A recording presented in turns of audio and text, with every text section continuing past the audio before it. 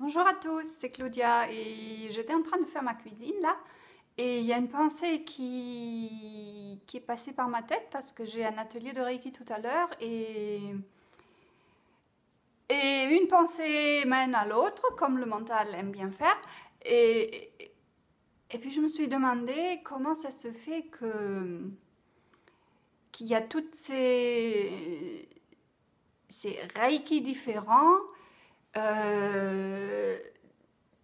qui se pratiquent de nos jours. Et comme je disais dans une autre vidéo, l'origine du problème, enfin du problème de ce phénomène, c'est que le Reiki est une tradition orale. Donc la personne qui a développé la méthode d'enseignement pour pouvoir passer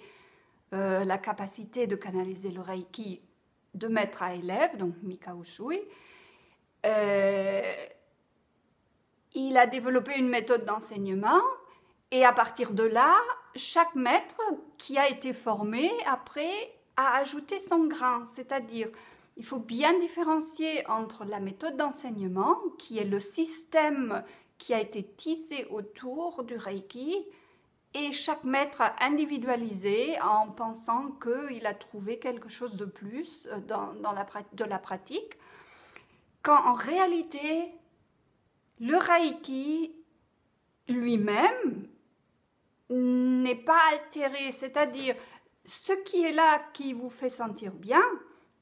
c'est la vibration du Reiki, c'est l'énergie qui sort de vos mains une fois que vous êtes initié.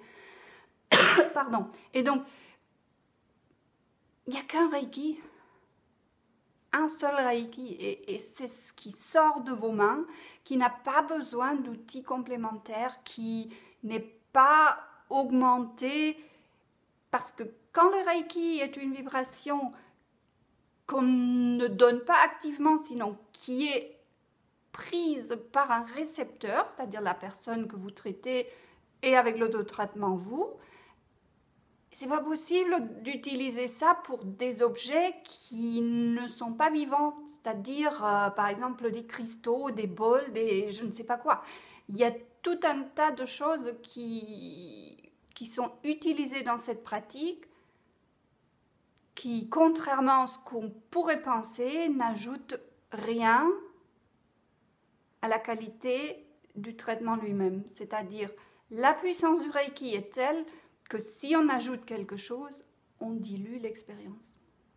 Voilà ma pensée du jour. Je vous souhaite un super week-end et à bientôt pour la prochaine vidéo.